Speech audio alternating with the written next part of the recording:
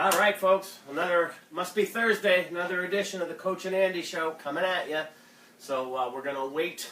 Hopefully people will be signing in soon and joining us and ask us some questions, whatever you have in mind for questions. We'd be more than happy to answer you. So while we're waiting for an audience to gather, don't forget the enrollment is now open for my Program Design Masterclass.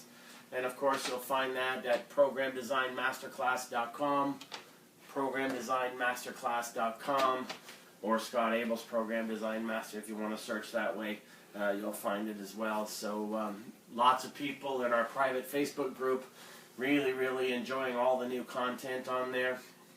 And I was happy to do it. It was a long time coming. Lots and lots of programs in there that we reconstruct and deconstruct and did from scratch and explained about independent variables and dependent variables and constants and things like that, all essential to program design. And then recently we added Module 0, where we went in and actually explained the core concepts of exercise physiology that are essential to understand before you can even think of asking about program design. So that's programdesignmasterclass.com. And then I wanted to also show you just a few of the books that I've written. I've written over 20. All right, so again, while we're waiting for an audience, I just wanted to show you, number one, The Cycle Diet, the most popular book up there. 260 pages, some odd pages. All right, and the Cycle Diet is the course. You can go to the online course about the Cycle Diet, how and when and why to use Refeeds in order to enhance metabolism and stay lean and keep metabolism robust. My two books here, Physique After 50, all right, and The Aging Proposition. All right, these books are 1 and 2. They both launched at number 1 and number 2 on Amazon. There's a couple of books to consider as well. One of my first books, Your Truth is Calling, Connecting the Dots to Self-Awareness, is all about self-awareness and spirituality. All right, my Hard Gainer Solution, it also has its own website, hardgainersolution.com. Andy and I are now actually shooting videos of all the exercises in those 80 workouts. And recently you saw Trevor on my YouTube channel drop by and do actually workout number 17 from the Hard Gainer Solution as well. My book, Understanding Metabolism. My book, Beyond Metabolism. My book, The Anti-Diet Approach to Weight Loss and Weight Control. My book, Permanent Weight Loss. You think I might know a thing or two about weight loss and metabolism and leanness at this point in my career, folks, writing this many books. And my Pride and Joy, the second edition Abel Approach. I'm really happy with the second edition. 300 pages, 400 pages actually, almost 400 pages. New edition, revised. That's the second edition of the Abel Approach, okay? And this is what feeds the Program Design Masterclass course. So I'm really proud of this book. It represents both of my methodologies and spells them out in detail with the science and research that supports them, and then shows you the actual programs that they lead to designing. So how's our audience building while I'm rambling on? Are we doing well? All right, folks, so show us, again, if you like anything we're saying, throw some thumbs across the board and some hearts across the board. Apparently Facebook likes that. I don't know. I just do what I'm told. My business manager cracks a hard whip. So the other thing I wanted to mention, and then I'm going to bring Andy in here. This morning I get emails every day, every week from people asking me about this and asking me about that they've seen online. Apparently someone has a new protocol out where you can lose anywhere from 300 grams to 2 kilograms in a day, and they wanted to know what I thought about that. Folks, it's not about weight loss, it's about fat loss. This person apparently wrote this person back and said, well, it's not about weight loss, it's about fat loss. And of course the answer was, well, that's exactly what I target. My program targets only fat loss. So she's promising that you can lose 300 grams to 2 kilograms in a day and it will all be fat because there's something special about her program. Bogus, bogus, bogus, gimmick, gimmick, gimmick. I don't know how else to say that, folks. Watch out for people who are selling to your wish bias. All right, they're catering to what you want rather than the realities of how the body works. Okay, so that's very important. I can have you lose 5 pounds overnight like that. All right, but none of it's going to be fat. All right, I can cut your carbs today, and by tomorrow morning you'll be 5 pounds lighter. So what? Okay, it has actually no impact on long-term weight control at all. So we're about expertise. We're about reality. That's enough ranting from me. Andy, come on in. Say hello to everybody. Any questions coming in yet, boss? Hello, everybody. Yeah, there's a couple of things. Cynthia would like to know whether you record weight used, reps, and sets to help you know what to do for your next workout. Is that a question for Andy? Anybody. Go ahead, buddy. Take that one. You write everything down? What was it? Sorry? Do you write down reps, sets, weights, and stuff like that? To determine what you're going to do next workout, Andy. Not so much anymore. Maybe when I first started, I used to, but then my journal actually evolved into more recording biofeedback than it did about recording. That's the important thing right there. Yeah. So again, recording a bunch of numbers, Cynthia, doesn't actually tell you anything when you go back and look at it. For valuable information. It's recording your biofeedback that matters. So if you're going to record how much weight you lifted for how many reps, you should be writing down how that felt. That felt awkward. That felt heavy. That felt too light. Those kind of things. You want something you can go back and refer to that's about your own biofeedback. If it's just a bunch of numbers, it's not going to be useful to you for very long. So again, that's all in my book, The Abel Approach, How to Keep a Diary, a Training Diary, the right way.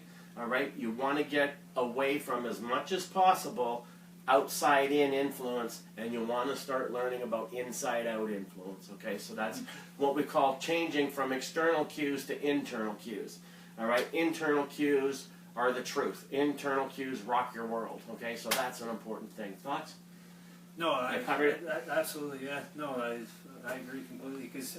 Like I said, when I first started out, I was all caught up in the numbers, young teenager thinking, I do increase those numbers every week, and, if I look back on it, that's what I wanted to see was, the more weight the better, but I mean, that didn't tell me anything about it. And you want to watch out, folks, in the gym for things that are going to disrupt the flow of your workout, and if you're taking time to stop and write in a book, then you're not focusing and concentrating on the task at hand. Same thing with people with their phones.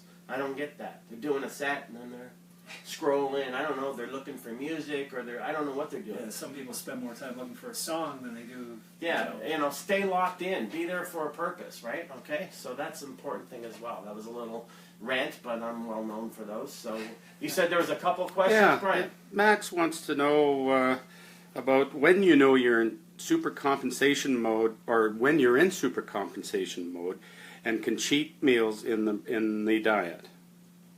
That's all in the book. I mean, that's all in the Cycle Diet book and in the course. It's spelled out in spades. How to know when you're in supercompensation mode and what it is and things like that. So first of all, you can't be 40, 50 pounds overweight and be in supercompensation mode because you've got a lot of body fat to supply energy to your body for a long time. So you have to get into supercomp mode. You have to be lean. Physically lean, for sure. I mean, appetite increases, hunger increases, things like that. So like you can eat forever, right? That's when you do have a refeed, you're like a bottomless pit. Those are signs of supercomp.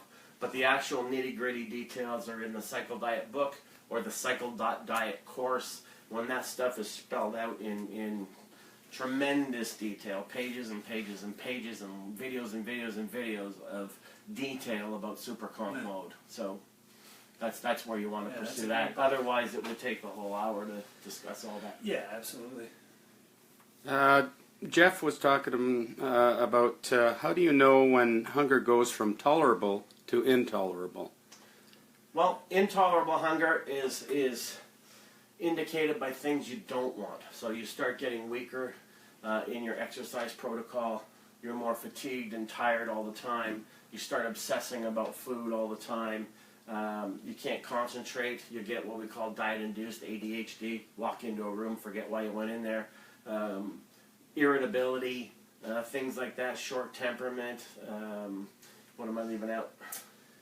Yeah, that's you know, pretty much everything bad. Sleeplessness, Yeah, that's a big sleeplessness, one, yeah. irritability. Yeah. You start dreaming about food instead of about, you know, hot women or hot men or whatever. Then then it's probably that you're into absolute calorie deficit and or intolerable hunger mode, where metabolism and biofeedback is trying to tell you we don't like this. Yeah. Okay, so and there's a difference between telling yourself you're in intolerable mode just because you want to eat, and actually knowing what that is. So that's important as well. So Some people just look for any excuse, right? Oh, it's time for a refeed.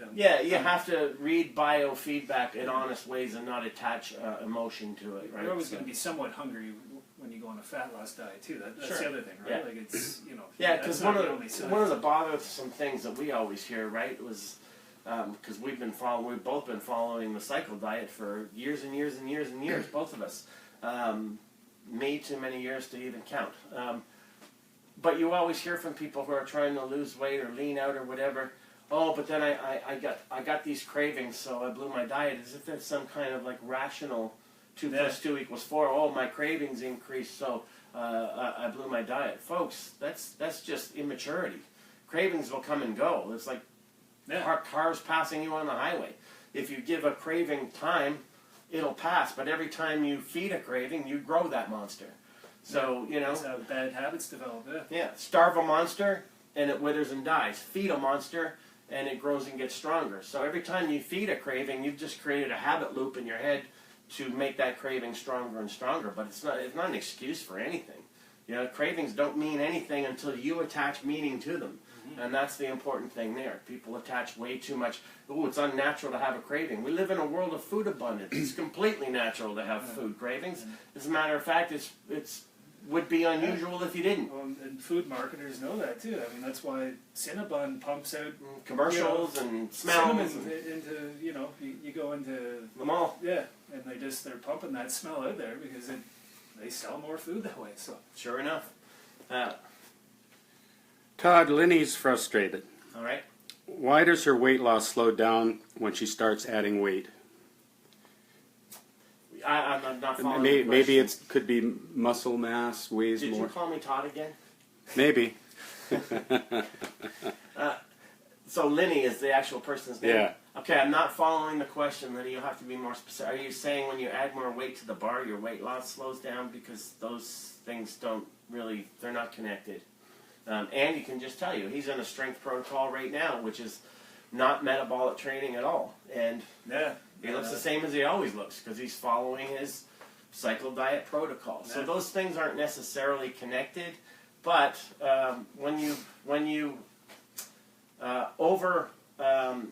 produce an adaptive response on tissue, all right, it has a longer effect on metabolism and a more constructive effect on creating a robust metabolism than does any kind of aerobic activity or things like that. So now it depends. If you're lifting so heavy you're only doing 1 rep, then you're not going to get much return on that. So it's not about how much you lift, it's about how you lift it, and that goes back to program design as well. So hopefully that makes some sense. Yeah, Lenny just got back to us. She's saying that when she does cardio only, she loses weight. When she adds weights... But, okay. Yeah. Well, one thing is, muscle's denser than fat. We did this lecture a long time ago. So to say I do cardio, I step on a scale and I'm lighter, that doesn't mean anything. Okay, so you're lighter. How much of that was fat loss? How much of that was water loss? How much of that is muscle loss? If you're dieting and you're losing lean tissue, there's going to be a metabolic consequence for that down the road. So in one of my Ask Me Anything Sunday Breakfast with the Coach, I read a whole slew of research showing how futile cardio is for fat loss. So what's probably happening is as you train lean body mass, you're training and stimulating musculature, water goes into the muscles and the muscles get volumized. So on the scale, you might hold weight or even show a weight because the cells are volumized. That doesn't mean you've gained any fat at all. So it's important to not assign meaning to numbers that have no meaning. So that's important. Or the right meaning to numbers for the right reason. So that's important as well. So a lot of the times people are confusing what they're seeing on numbers, and they're getting it wrong because they're just doing faulty math. So Yeah, that's a big one for sure. I mean, there's so many people that they're on like a solid fat loss plan, and the scale isn't showing them what they want to see, and then they sabotage their diet because of it, or they start adding more cardio, or they start adding more sets and reps and everything because they need that weight to be going down. But that's not how it works. Like, it's the scale doesn't tell you a whole lot. It's everything else that goes with that number that tells you what you need to know. So, and a lot of the times, what's happening on the outside may not show that on the inside there's a whole lot happening. So that's important in terms of hormones, biochemical, things like that. For instance, Andy on a cheat day might gain 10, 12 pounds. Oh my God, did he step on? Oh my God, I gained weight when I have a cheat day. Well, of course I am. that's the whole goal. That's what keeps him lean. So he doesn't panic about those numbers. So again, it comes back to understanding what these numbers are telling you, and most people just don't. They think there's a linear relationship. Numbers not doing anything, bad. Numbers going up, bad. Number going down, good. No, that's me, Tarzan, you, Jane kind of level of education, all right? So there's a lot more to an understanding of metabolism than that. So hopefully that makes sense as well. Scott, do you recall what book of yours outlines how to keep your diary? Do you have something? The Abel approach. Yeah, Okay. Second edition Abel approach. There's a whole chapter on that, isn't it?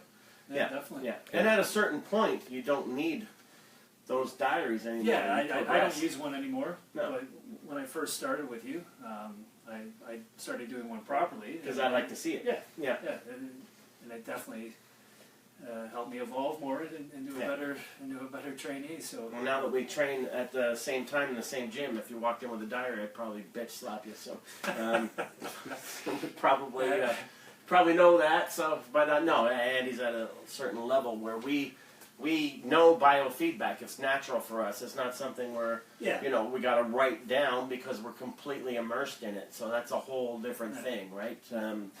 All these things about numbers and stuff, there's an old saying, some of you will get it, some of you won't, but the old saying is, studying all about China will never make you Chinese, all right? So there's a whole idea there that what you think you know that just ain't so by looking at numbers can be quite, you're going to confound and confuse yourself if you don't have the right help. Like I said at the opening, this person who's marketing this lose up to 2 kilograms of fat per day with my new program that only loses fat, that tells you right away this person has no understanding of metabolism at all, because that's just not possible. To lose only fat and not any lean tissue and not any water, that's not possible, folks. That's not how your body works. So, nice marketing tool if you can actually convince some poor person to believe in that, which you will, because that's how marketing works, cater to people's wish bias. So that's very important there as well. So what else is coming in there, Brian? This is interesting. Shannon wants to know if the cycle diet will work without cheating to start. Well, no, that's not technically the cycle diet, right? I mean, yeah, you're not cycling anything, but someone needs to get into super compensation mode before they start adding in refeed days. I mean, you definitely need to do that. There's so many people who are attracted to the cycle diet because they see posts of our cheat day pictures, or they see videos of, like, last week I had a whole large Hawaiian pizza, and I haven't done that in a long time. And I'm not counting calories or anything like that. But when people see that, they see me quaffing down on my first Ask Me Anything breakfast with the coach session on Super Bowl Sunday. I'm quaffing down the carrot cake you made for me. That appeals to everybody, right? So people are like, well, how do I get on that diet? Well, first, don't forget, we trained our metabolisms to be able to be on that diet. The whole idea of refeeds is to be able to engage and indulge without it having any negative impact on you cosmetically, and in fact optimize metabolism. So what does that mean? You have to train your metabolism to get there. Just like you and I won't go out tomorrow and run a marathon we haven't trained for, right? No one would send in a question right there, how can I run a marathon this Saturday without training for it, right? I'm going to say you can't, you're going to die. Same idea with training and metabolism, right? Certain parameters have to be in place that you have to meet, and they're all outlined in the Cycle Diet book. And the cycle.diet is the website, no .com, the cycle.diet, cycle all one word. And you've had the Cycle Diet book for weeks now. Speak to its value for questions like that.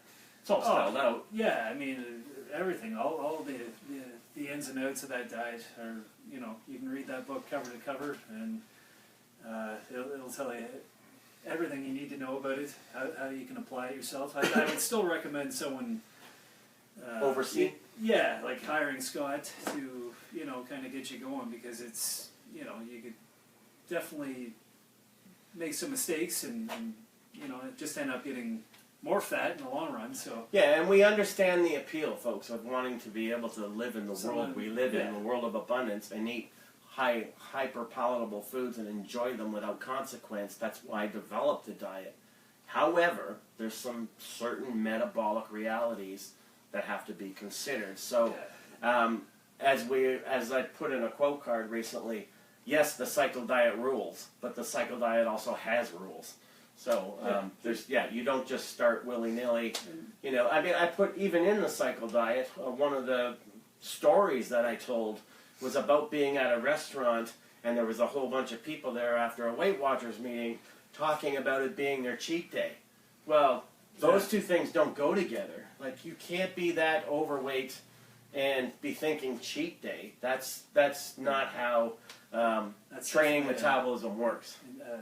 An industry buzzword now, cheat day, like people. Yeah, and I created that. I'm proud of that. Like, nobody cares, but back in the '80s there was no such thing, and it was actually this diet that started that term, cheat meal, cheat day, things like that. No, for sure, definitely. I'm very proud of that because I created it. Go ahead. It looks like there's a question coming in. And don't call me Todd. We'll have to go back on the tape for that one. No, you did. Tina's talking about, is it recommended to be every now and then on a cutting phase, and in parentheses, even if you are not overweight or don't otherwise feel the need to burn fat, so that the body won't adapt to building lean mass and lose insulin? Holy crap, what a bunch of... Yeah, this isn't aimed at you, Tina. This isn't aimed at you. This is aimed at the bullcrap you've been fed. Yeah, oh my God, It's way too much for anyone to think about. What a convoluted bunch of nonsense that obviously comes from some website, so this isn't aimed at you, Tina, but oh my God, what a bunch of nonsense. Cutting phases. And it's funny, you just reminded me, Tina, something I wanted to talk about today, but we're more interested in answering your questions, folks.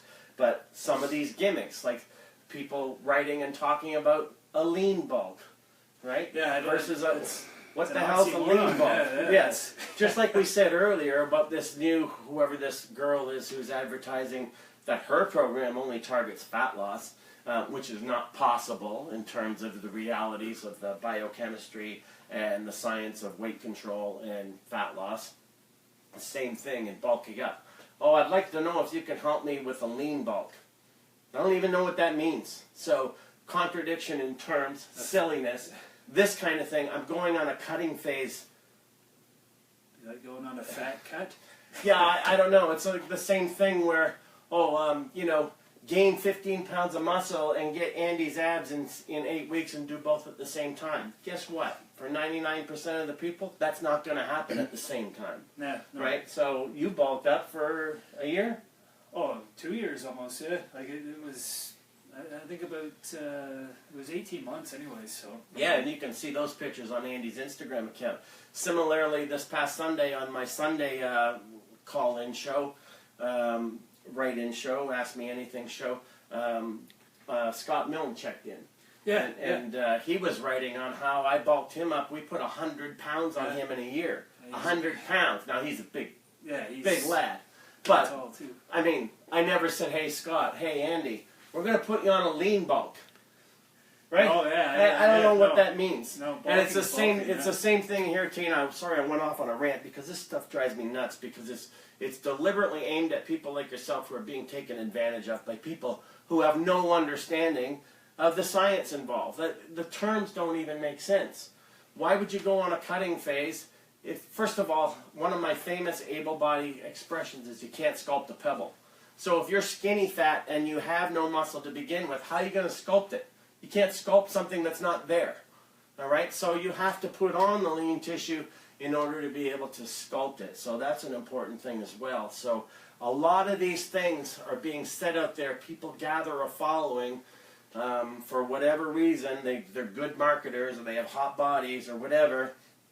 They have no understanding of the science involved at all, and they get consumers to believe in these contradictory terms that don't mean anything. So you brought up a very good point, Tina, and I'm sorry that someone's taken advantage of you that way and got your mind thinking that, especially the insulin part, that doesn't even make sense. Folks, exercise itself increases insulin sensitivity. You don't have to wallop yourself with a whole bunch of other nonsense to do so as well, like keto diets and the rest of this bullcrap. All right? Or intermittent fasting. Oh, it's going to increase my insulin sensitivity. Being active will do that. All right? Eating a healthy whole food diet will do that. Okay? You don't need a PhD in nutrition in order to do these things. And ketosis is a way to tell your body's trying to tell you it's in an emergency state. That's not good. No. If ketosis was good and natural, we'd all be walking around with ketones in our urine all year long because it's the way our body functions. Well, it's not the way your body functions. All right? It's a special emergency state. Yeah. Well, sorry, I don't want to be in a special emergency state. I want to be optimized all the time. So that's my rant on that. Booyah! Next question. Jeff Westgate checked in the Hard Gainer Solution Diet Plan, what examples, or do you have any examples or suggestions for vegetarian/vegan protein sources to replace fish, for example?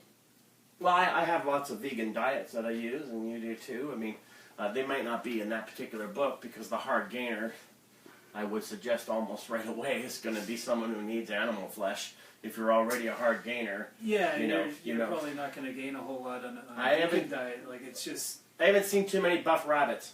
So, yeah, I mean, you eat meat, but you also eat more plants now than before. There's a couple meals, but I mean, I definitely, I'm not a vegetarian, that's for sure. And I mean, cheat days, I get my fill of everything, so I mean, that definitely adds to it. Things like edamame, that's probably the biggest one right now in terms of being a really good, solid plant protein. Chia seeds, hemp seeds. It depends how vegan you want to go. A lot of people don't even know the term. They think if they're lacto-ovo vegetarian that they're vegan just because they're not eating flesh. So that's not technically vegan. Vegan means no dairy, means no animal products at all. No egg whites, none of that stuff. So, it depends. I wouldn't really recommend that, but especially if you're a hard gainer, that's why it's not in the book. But if it's for health or moral reasons, then I'm behind you, and we do have variations of that. But those are your best choices. Pumpkin seeds, the old seeds and nuts, rice and beans, mixed together. Those form chickpeas. Yes, chickpeas would be right up there with edamame as 1 and 2. Okay, and we got one more here, Scott. Sure, that's why we're here, folks. Does water fluid intake with meals inhibit digestion? No, that's another one of these things that were created in the industry. I forget where I first started reading that, but it was like, never drink fluids with your meals because it offsets stuff. I don't know. I've never even heard that one. Wow. Yeah. Only drink water between meals, but not with the meal, and that's pretty unnatural for for someone to do that anyways, right? Like, but it's just more this emphasis that the more complicated we make something, the more it must be right. Like the answer to my weight loss and leaning out issues, and the answer to my physique transformation issues to look like Andy, it's got to be rocket science. There's got to be magic. There's got to be some complicated formula that I need to work out. Folks, I could come in every week and have double the amount of people following us by going to my whiteboard and filling it with what's that show with all the geeks? Big Bang Theory? Big Bang Theory, I could yeah. fill my whiteboard with a bunch of Formula, yeah. letters and formulas and stuff, and body weight times this over leanness times 24 hours divided by this many calories 5 times a day equals this, but subtract 750 and there's 3,500 calories in a pound of fat, therefore divide that over. Perfect macro ratio. And I would get 10 times the following because people want the complication, No, right? and It's a nice excuse to hide. Oh, I didn't know it was that complicated, because it's not that complicated. And getting back to that person who wrote me about this lady who's got her new online product where her special program, you can lose 300 grams to 2 kilograms, which is 5 pounds of fat a day. Let's remember what I just said, folks. There's 3,500 calories in a pound of fat. So surrender 5 pounds of that in a day. So do the math. 3,500 times 5, folks, is what? You'd have to be somehow surrendering 17,000 calories worth of energy in a day to lose 2 kilograms, which is 5 pounds of fat, only fat, which is not possible. But if it was, that's the calorie number representation of that. That's why that is so ridiculous. I'm glad I don't know this person's name because I'd probably call her out as a quack. All right, so watch out, folks, for quackery that appears as expertise. All right. No, there's definitely a lot of bunk stuff out there, and it's causing people to focus on things that, I mean, I'd never even think about personally. Like, I wouldn't even give it a second thought to. I've never even heard of some of this stuff. People will ask me, and If the cycle diet was so hard to follow, do you really think Andy would look like this 7 days a week, all year long for 10 years now? Yeah. If it was really all this complicated and it mattered all this stuff, Yeah, I'd be burnt out. yeah, how sustainable would it be? Okay, so, yeah, I mean, I think it was Einstein. Einstein said, genius is marked by simplicity, not complication. All right, and that's what this industry needs to get back to, as it used to be. When I first started coming up, that's what it used to be like. And, yeah, so, you know, a lot of that, you know, I just created a future quote card for Facebook, and I'll let you in on it, and it says, if ifs and buts represented effort and guts, then everyone would always reach their goals. And I think that speaks a lot to discipline and commitment and diligence and the things that really matter that nobody wants to consider. Oh, so, yeah. I mean, if you're not a disciplined person, I mean, the whole fitness lifestyle probably isn't going to be very appealing to you because, I mean, that's what it's based around. Or in any genre, right? I mean, when we had yeah. Trevor here a couple of weeks ago, there's a guy flying all over the globe 200 plus days a year, in shape, doesn't miss training, doesn't make excuses, doesn't if this and but that, Yep. right? He gets it done. So, you know, we need a little bit of reversion back to that and a little less convincing that it's all so complicated. And if you need a coach, get one. That's what we're for. Absolutely. What else, Brian? Actually, we're looking pretty good here, Scott, in the Good. question area. Sure nice to see all those positive symbols going across the screen. Yes, I need to know that. So we do have a couple things to show for you. I actually caught Andy's attention yesterday in the gym, and at my age, my physique's past the days of catching attention, folks. So, but I was doing a variation of the concentration curl that I didn't have Andy doing yet, and it's just a variation. I call it the Zotman concentration curl, but it's really just a concentration curl with a pronated grip rather than a supinated grip. Andy's going to show you how to do that. So, and a lot of people out there, they don't realize the circumference of the arm will look a lot different if you actually focus on training. Just turn sideways, Andy, and just first of all flex before you even do it. Just face the camera, flex your bicep first that way. All right. Yeah, okay, now turn this way, just sideways, and now just tighten it right there. See, a lot of people don't realize the circumference by training the brachyradialis, how much thickness and depth that lends to overall physique, contour, and symmetry. Okay, remember, we're all about maths with class. We're all about the symmetrical development. That's why Andy's always here with a shirt off, because he's a perfect specimen in that regard, right? Not overly developed, not an intimidating look, an achievable look, a sustainable look, but a look that's pleasing to the eye, whether you know anything about physique culture or not. So one of the ways of hitting that brachioradialis isn't just the hammer curl. Show them. You remember how I was doing it. So now, instead of facing out like You're resting against your thigh. no, right? I never rest, but Okay. that's up to you. No, I prefer not to. Like when I do regular. Yeah. So he's just going to bring thumbs up to his nose, and instead of it being outward, and you can really hang him at the bottom for a fuller stretch. And you just want to switch arms because I want to show you the split that shows in your bicep as well. If you can see that, I don't know, cameraman, you might want to get over there, but go ahead. So Andy's got a split in his bicep that you can only get coming out by doing this exercise. And you can see how it fills in the arm differently than the typical concentration curl. Show them just the typical. The typical is just going to face thumb away from the body. All right, and that's a typical. Hits more of the bicep head. All right, put it down. And less of the brachioradialis. But if you turn that into a pronated grip, or what I call the Zotman concentration curl, you're going to get the element that thickens up that part of the lower bicep. So that's just a little trick of the trade that I've been doing for a while. And do you want to tell them anything about that? How it feels, or how it's different? That was definitely a lot different than a regular concentration curl, but certainly feel your forearm coming into play more. Definitely a good, a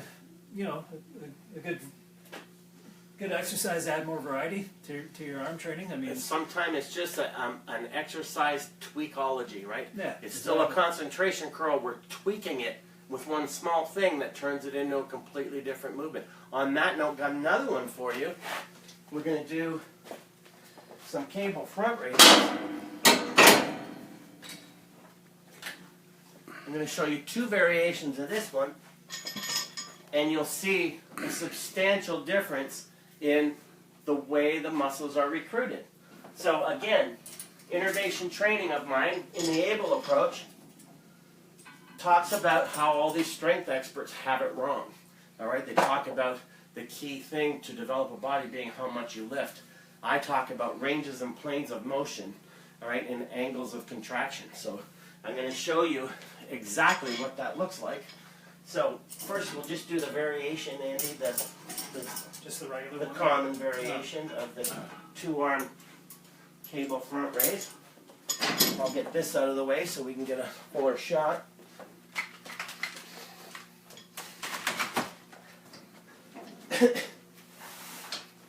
So it starts out almost like a cable pull-through. All right. Notice how he leans forward. Okay, not too forward. Sorry about the sound, folks. That's just my machine. Full range of motion, anterior delt. You can even see it from the back. Okay, put it down. All right, now that's the simple variation of the two-arm cable front raise that you would see in the gym, but a little bit of a tweak if you understand how ranges and planes of motion affect fiber recruitment and overload.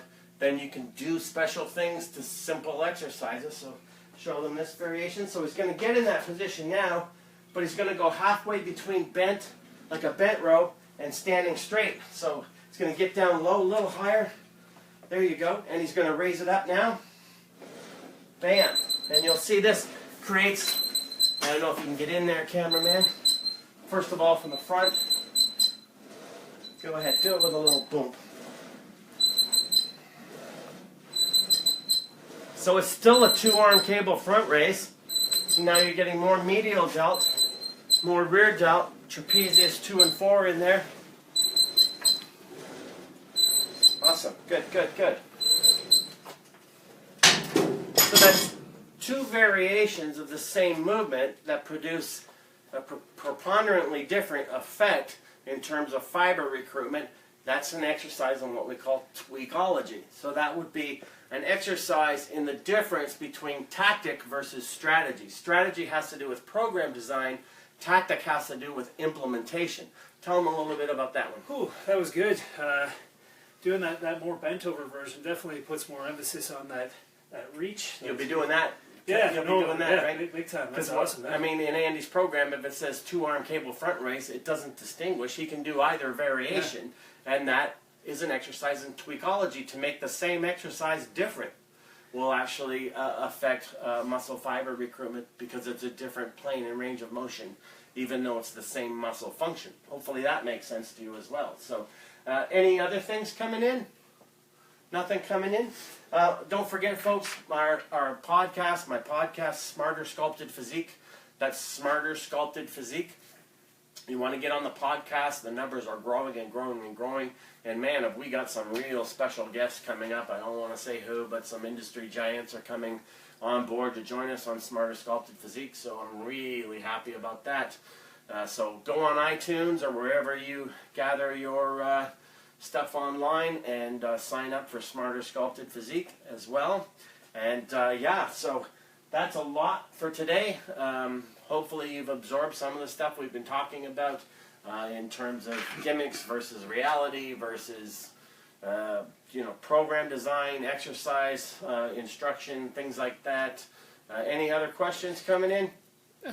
Excuse me, I may be reading this incorrectly. Michael wants you to show a proper DB French press. Dumbbell French press, sure, we can do that for you. Yeah, DB just means dumbbell, cameraman. Well, I didn't know if he meant ab or whatever. Yeah. I think we got the right we did idea. This, a while back, but set it up to whatever you want.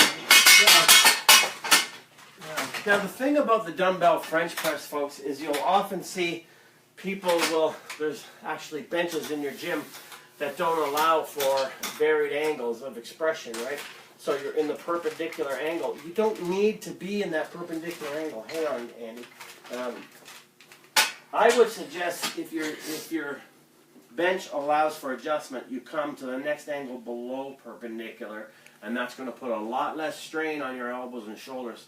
Show them a dumbbell French press, Andy. So basically you're gripping the top of the bar in that diamond kind of format. You're going to come up, get it above your head. All right, you can sit up straight or you can lean back. It doesn't matter. All right, it comes down. Yeah, and you don't want to come down exceptionally low because you'll just aggravate the elbows. So he comes up, and if you can get in here, cameraman, since it's a tricep exercise, might as well watch Andy's triceps dance so you can see the feathering and the cross striations that most competitors don't even have on stage. Look at that, folks. That's a ripped physique. When you can get that kind of striations happening in an exercise, and then look at the direction of his elbows. He lets them flow out wide. All right, so he's got the under part of the tricep, the horseshoe head, and the inner tricep, right, all working at the same time. Good, good. So that was a good question, by the way. So that was proper form for the dumbbell French press. Don't get carried away with how much you lift. Try to think about the tricep stretching and contracting. Tell them about peak contraction. Yeah, any tricep movement, you always want to fully lock out and push, right? So that's going to really peak contract your triceps. That's what I always try to imagine. Whether I'm doing push downs, I imagine like I'm trying to push the bar into the floor, and something like that French press, it's like you're trying to push the dumbbell up into the ceiling at the top of the movement. So, and that's how you get that kind of feathering and striations, is that extra notion of a peak Mind contraction. muscle. Yeah, mind muscle, not just enough to finish the movement, but to peak contract the actual muscle that you're targeting. That's very advanced stuff. Yeah, mindful reps, right? You're not just counting reps, You're feeling them. Yeah. Yeah, important stuff. Good question. Anything else there, cameraman? Well, we haven't really talked today too much about leg size and strength, but Hashmat wants to know how you optimally increase the leg size and strength.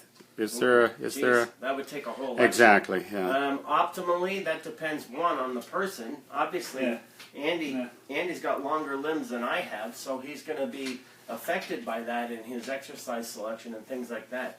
But what I could actually tell you is, like with any other body part, program design, program design, program design, program design. Okay, so many people don't even know what that means. They think it's leg day, I go to the gym and pick a bunch of exercises, right?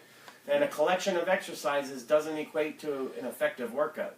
And a collection of workouts doesn't equate to an effective program. So that's why I have the Program Design Masterclass, which enrollment's still open, programdesignmasterclass.com. So it's about finding the fiber recruitment and training correctly with proper form for legs. It's not about how much you lift. I mean, we've all seen the people in the gym who load up a leg press with 12 plates aside and then move it 2 inches and then high five all their training partners like they've accomplished something wonderful. Don't do that. Train the muscle, not the movement. Okay, so that's very important no matter what body part you're training. But legs should always feel a little special. When you're training legs, there's a certain feel to that.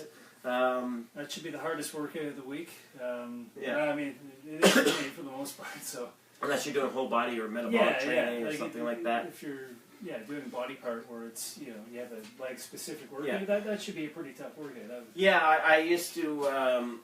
I used to have a client, and he would have a hat that said "F off, it's leg day." Basically, I just thought that was pretty cool. It was just like, I mean, that's kind of what it takes. Like, you got to really be invested. In especially if legs don't naturally develop for you. If you're not naturally gifted, then you've got to make that mental investment in the leg day.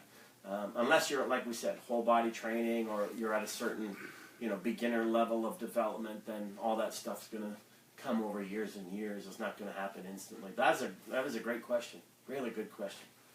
Here's one that's come in, Scott, from Kenneth. The Hard Gainer Solution, or PA50 program, which is more suited to you when you need to shed 30 or 40 pounds, or does it matter? Ooh, geez. Well, the PA50 is Physique After 50 for people who don't recognize it by its acronym. Hard Gainer Solution, Physique After 50 was born from the Hard Gainer Solution. I'm assuming that person asking the question is over 50. So I would say if you're over 50, opt for the Physique After 50. Although either book, certainly fine for a starting point. But if you have 30 or 40 pounds to lose, you're not losing that in the gym. You're losing that at the dinner table. Yeah, definitely. So that's an important reality to come to grips with. No one can out-train a poor or inconsistent diet, folks. I mean, get that ableism drummed through your head. No one can out-train a poor or inconsistent diet, no matter how many miles you're running a week.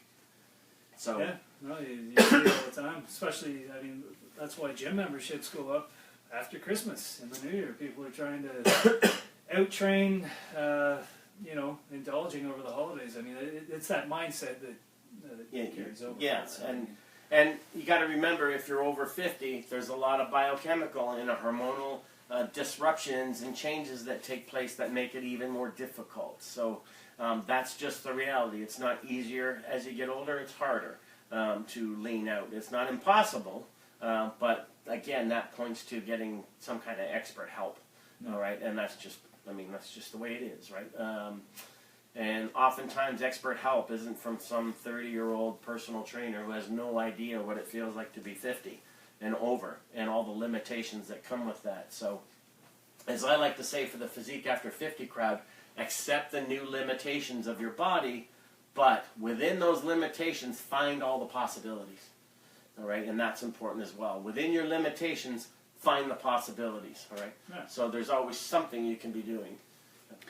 Scott, Manuel is 50. Is it good for him to push always hard? No, not necessarily. Again, that's a relative term, right? Because what's hard for me is going to be, crazy hard for someone else. So if we're talking like CrossFit nonsense where you're supposed to like crawl out of the gym, then no one should ever be training that way. I'm tired of having to point that out to people. You should be leaving the gym invigorated, not exhausted. That's the reality. You don't make a living off your body. Stop pretending that you do. And don't ever sign up with a trainer who thinks that's a good idea. Any monkey can train a willing participant into the ground. That doesn't make you an expert. All right? That makes you a fool. All right? So, no, you're going to have to learn that there's some days... you can go to scottabelfitness.com/blog, and I wrote a 3-part article on what I call the base hit strategy. that going to the gym is a lot like a batter at the plate in baseball.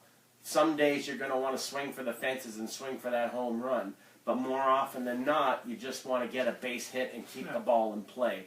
So if you're going to the gym, maybe you got a cold. Well, I have a cold right now. I'm going to the gym. I'm not trying to max out my best effort in the month, right? I'm just trying to stay consistent. I'm trying to get that base hit and keep my workout consistency in play. All right? And at least I'm not in bed. I'm still in the gym. So honor your body, respect your body, and realize all the things your body will do for you if you just let it. Okay? Never work against your body, work with it. Hopefully that helps, Manuel. Here's something here. Tenzin has checked in and wants to know, what kind of training protocol would you suggest a 24-year-old female who wants to shed fat around her quads, assuming she's in calorie deficit? Well, if you're already in calorie deficit, the one thing you don't want to do is not train them, because you're just going to end up with skinny fat. And that looks worse than having developed legs. But if you want to lose, it's hard to target lose fat. Fat deposition and where your body stores fat has a lot to do with specific fat storing enzymes and where they're located on your specific body. Men and women, genetics. Men and women tend to have that disposition different, placed differentially, if you will. Now the problem there is the first place you put it on will be the last place you take it off. All right, so that's just the basic reality math. So you're going to have to stay in that calorie deficit, and then you're going to have to design workouts around stimulating the lean tissue. So that would have some to do with metabolic training. Not a whole lot of limit strength, what we call limit strength training, high loads for low reps. Not a whole lot of that. But not a whole lot of jumping around and stuff either. So again, we're back to program design. Anyone who tells you, oh, well, for that you just do this workout, that's someone who doesn't understand exercise physiology as well. It's more than an exercise, a magic exercise or a magic rep scheme. It has to do with program design. Another excellent question, because so many people are trying to target focus when their physiques aren't really at that point yet. Again, when Andy joined with me 13 years ago, all right, we weren't like, oh, you need to bring this up and take this down, and we really need to. No, it was like, you know what, you're a kid, you need to bulk up, you need to put on some muscle, and we'll worry about sculpting it at another time. So at 24 years old, you're probably in that bracket. I mean, without doing an assessment, seeing your pictures and things like that, I can only guess. But I would say work for overall physique transformation first. And a lot comes with that, right? But rather than trying to target before your body's ready to even respond to that kind of target training, is what I would say. All right, folks, that's been about an hour. So we have more stuff on the whiteboard, but it can wait. We've been shooting videos for a while now, so we're getting a little tired. And I'm older than him, so I'm getting a little more tired than the young lion. The old lion needs a nap. So I'm going to go take one. So that was the Coach and Andy show. And Andy, leave us some final thoughts, and we'll come right back at them next week. I don't know. I don't know if I have any final thoughts for this week.